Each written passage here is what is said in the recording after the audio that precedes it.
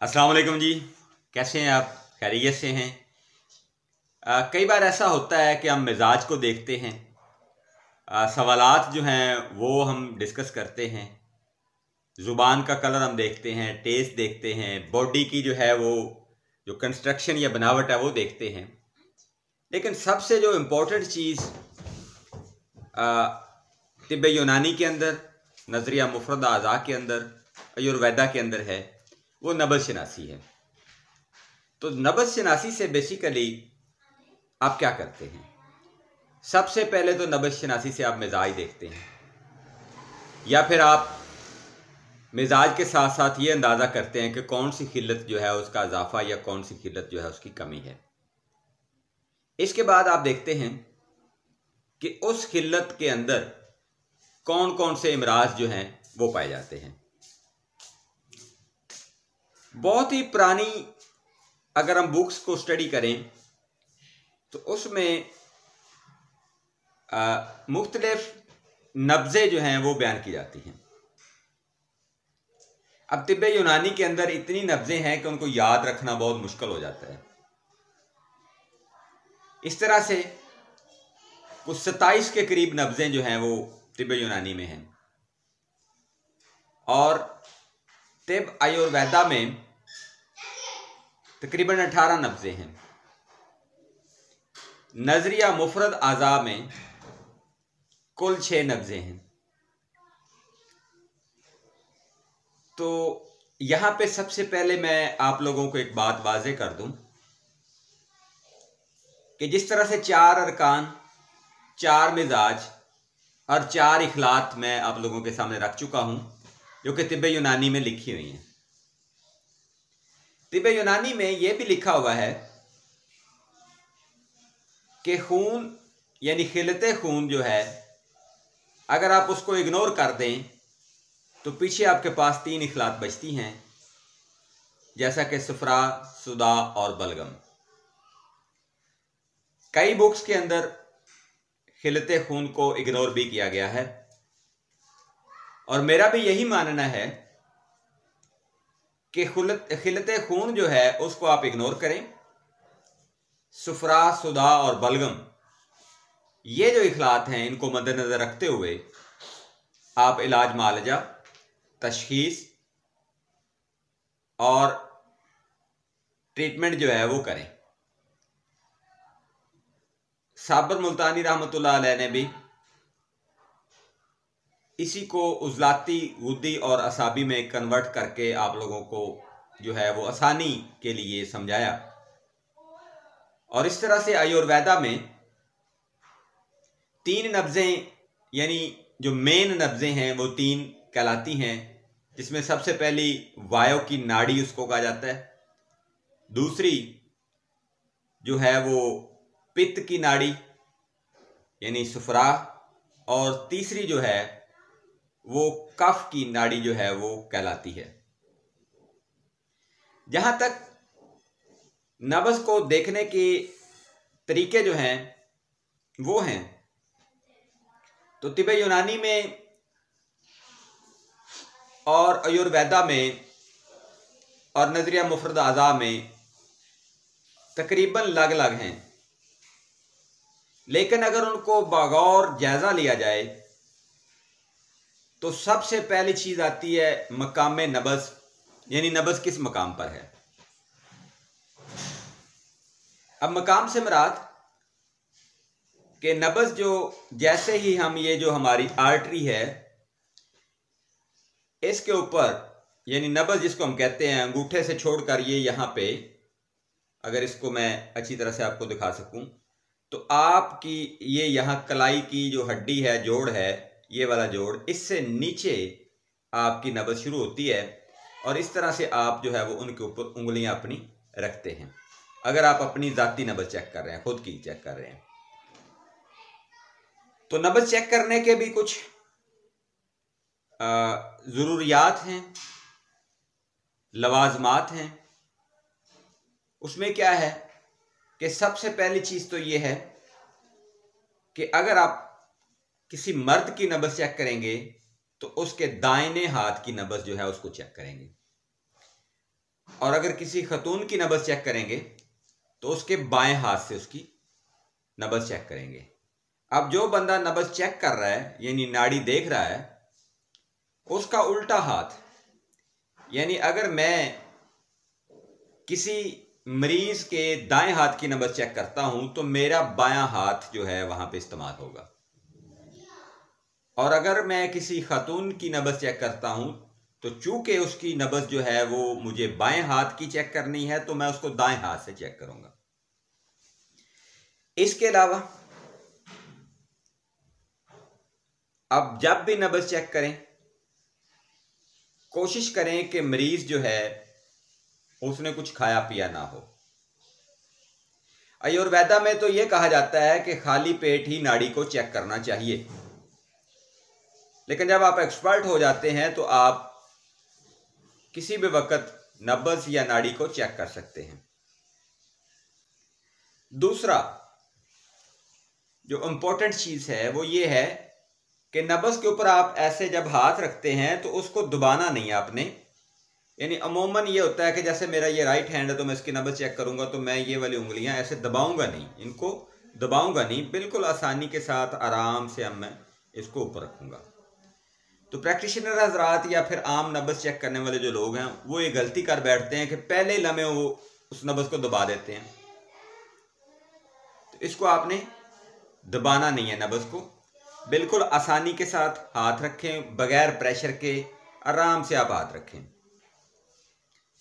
फिर इसके अलावा जिस मरीज की नब्ज़ चेक की जाए वो बैठा होना चाहिए, और वो या तो आलती पालती मार के यानी चौंकड़ी मार के जिसको कहा जाता है वैसे बैठा हो, या फिर सीधा किसी कुर्सी या किसी टेबल या किसी बेंच वगैरह पे, चारपाई पे सीधा बैठा हो।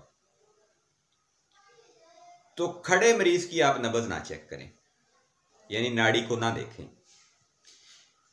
अब अगर ये चीज़ें आपने कर ली हैं तो आपने 50% काम कर लिया है। बाकी 50% काम जो है वो मैं आपको समझाने की कोशिश करता हूँ। आज मैं इन चीज़ों के ऊपर एक हल्का फुल्का जो है वो आपको टच दूंगा, इंफॉर्मेशन दूंगा, इनकी डिटेल आगे इंशाल्लाह हम करेंगे। तो साबर रहमतुल्लाह अलैह कहते हैं कि जो नब्ज़ ऊपर होती है वो उज़लाती नब्ज़ होती है, जो दरमियान में होती है वो गुदी नब्ज़ होती है, और जो नीचे नब्ज़ होती है वो साबी नब्ज़ होती है। आयुर्वेदा में कहा जाता है कि जब आप हाथ रखें बगैर दबाए, अगर वो नब्ज़ आपकी पहली उंगली पे टच कर रही है यानी ठोकर लगा रही है, क्रा नब्ज़ ठोकर, तो वो कौन सी नब्ज़ है, और जो थोड़ा सा दबाने से दरमियान वाली उंगली में टच कर रही है तो वो कौन सी है, और जो थोड़ा सा ज़्यादा दबाने से तीसरी उंगली पे टच कर रही है तो वो कौन सी नब्ज़ है। तो तिब्बे यूनानी भी ऐसा ही कहती है कि पहली उंगली यानी इंडेक्स फिंगर यानी शहादत की उंगली, दूसरी उंगली जिसको रिंग फिंगर भी कहा जाता है, और फिर तीसरी उंगली। तो तिब्बे यूनानी में भी ऐसा ही है कि पहली उंगली जो है वो सुदा की है, दूसरी उंगली खिलते सफरा को ज़ाहिर करती है, और तीसरी उंगली जो है वो खिलते बलगम को ज़ाहिर करती है।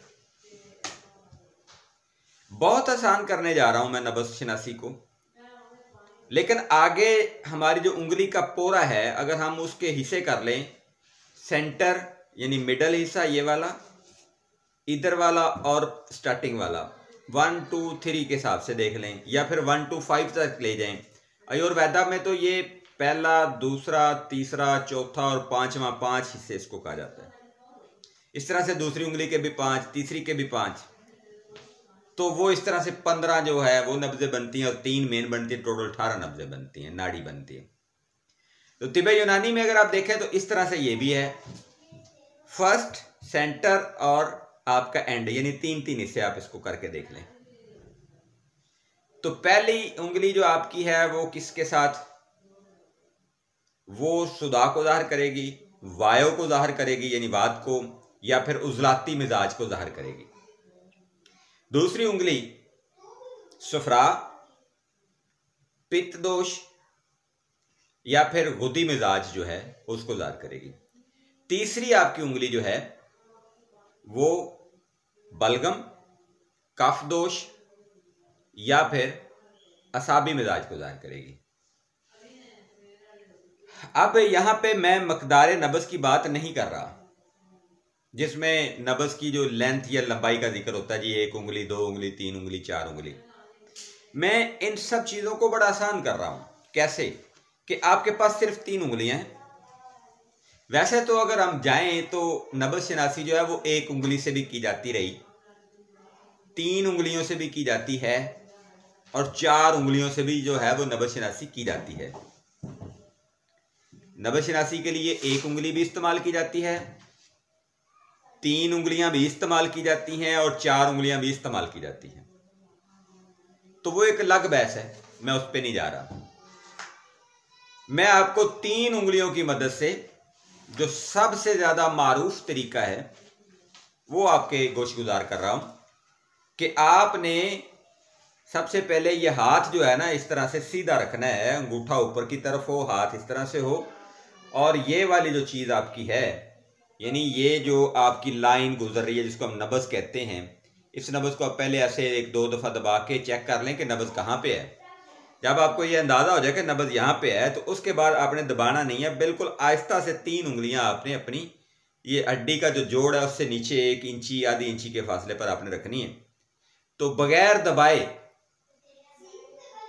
आपको अगर एहसास हो रहा है तो ठीक, नहीं तो हल्का सा आप दबाएंगे तो किसी एक उंगली पे वो जो है ना जी वो पुश करेगी, नब्ज़ आपकी ठोकर लगाएगी किसी एक पे, पहली पे, दूसरी पे या फिर तीसरी पे। फुल नहीं दबाना, फुल दबाएंगे तो तीनों पे आ जाएगा, दरमियाना भी दबाएंगे तो हो सकता है 2-3 पे आ जाए, तो वो मकदार नब्ज़ की तरफ हम चले जाएंगे।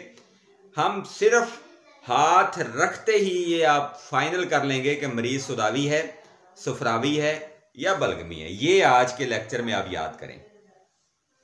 बहुत आसान कर दिया मैंने कि आपने ऐसे हाथ रखा, हल्का सा 3 उंगलियां जो हैं, ये अंगूठा और ये एंड वाली उंगली आपकी अलग हो गई, आपने लाइट सा ऐसे पुश किया तो आपको फौरन पता चल जाएगा कि आपकी जो ठोकर है वो फर्स्ट फिंगर पे है, यानी इंडेक्स फिंगर पे है या फिर रिंग फिंगर पे है या फिर तीसरी उंगली पे है, तो आपको फौरन पता चल जाएगा।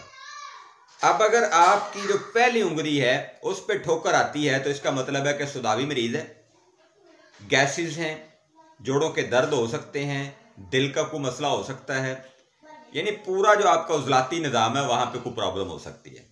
तो यहाँ नज़रिया मुफरद अज़ा भी अप्लाई किया जा सकता है, आयुर्वेदा भी अप्लाई किया जा सकता है और तिब्ब यूनानी भी अप्लाई की जा सकती है, एक ही फार्मूले की मदद से कि अगर पहली उंगली पर उसकी नब्ज़ की ठोकर लग रही है तो इट्स मीन कि वो सुदावी मरीज़ है, वो जो है वो उजलाती मरीज़ है, वो जो है वो उसका वायु का मरीज़ है। तो ये बिल्कुल क्लियर हो गया। अब अगर यही दूसरी उंगली पे ठोकर लगती है, आपने ऐसे लाइट से हाथ रखना, फुल दबाना नहीं है। अगर आपने ऐसे लाइट से रखा, आपको नहीं फील हुआ तो हल्का सा दबाव दें। तो जैसे हल्का सा दबाव देंगे तो आपको अंदाज़ा हो जाएगा कि वो दूसरी उंगली पे है। तो जैसे ही वो दूसरी उंगली पे होगा तो उसका मतलब ये है कि लीवर के प्रॉब्लम है, सुफरा बढ़ा हुआ है, खिलते सुफरा जो है उसकी ज़्यादती हो गई है, पित्त दोष बढ़ गई है या फिर गुदी मिजाज जो है वो हो गया है। तो अगर आपको थोड़ा सा और दबाव देने के बाद जाके तीसरी उंगली पे जो है वो ठोकर लगती है तो फिर जो है वो आपका असाबी मरीज है, यानी पहली उंगली पे ठोकर ना लगे, दूसरी पे ठोकर ना लगे, तीसरी उंगली पे ठोकर लगे, यानी आपने इतना सा सिर्फ दबाव देना है। ये ना हो कि आप फुल दबाव दे दें, वो पूरी नाड़ी या जो नब्ज़ है वो तीनों पे ठोकर लग जाए और आप कहें जी मुझे तो समझ ही नहीं आई। तो ये जो आपकी जो है वो समझ आ जाएगी आपको कि कौन सी है। ठीक है जी। तो ये मुफरद नब्ज़ आप कह सकते हैं। मरकब नब्ज़ में क्या हो सकता है? मरकब नब्ज़ में ये हो सकता है कि जनाब बाज़ दफ़ा ऐसा होता है कि 2 उंगलियों के दरमियान में नब्ज़ चल रही होती है, तो उस हिसाब से हम अंदाज़ा लगा लेंगे कि ये नब्ज़ जो है वो कौन सी बनेगी, कि सुफरा किसी खिलत के साथ मिल रहा है या सुजा किसी खिलत के साथ मिल रहा है या बलगम किसी खिलत के साथ मिल रही है। तो वो जब 2 उंगलियों के दरमियान में नब्ज़ आए तो वो मिक्सचर वाली नब्ज़ है। यहाँ तक आप इसको ज़हन नशीन करें। और दोबारा से रिपीट कर देता हूँ कि आपने जब भी नब्ज़ देखनी है, मर्द की जो है वो राइट हैंड की और औरत की लेफ्ट हैंड की नब्ज़ देखनी है, और जो नब्ज़ चेक करने वाला है उसका मुतबादल हाथ अगर होगा तो वो सही इस तरह से रखा जाएगा। और दूसरी बात यह है कि आपने नब्ज़ के ऊपर हाथ रख के उसको बिल्कुल दबाव नहीं देना। बिल्कुल ईजीली आपने तीनों जो फिंगर्स हैं, उनके जो पोरे हैं वो ऊपर रखने हैं, बगैर प्रेशर दिए, बगैर दबाव दिए। ये बड़ा अहम नुक्ता है। अगर आप दबाव देंगे तो आप नब्ज़ को कभी नहीं समझ सकेंगे।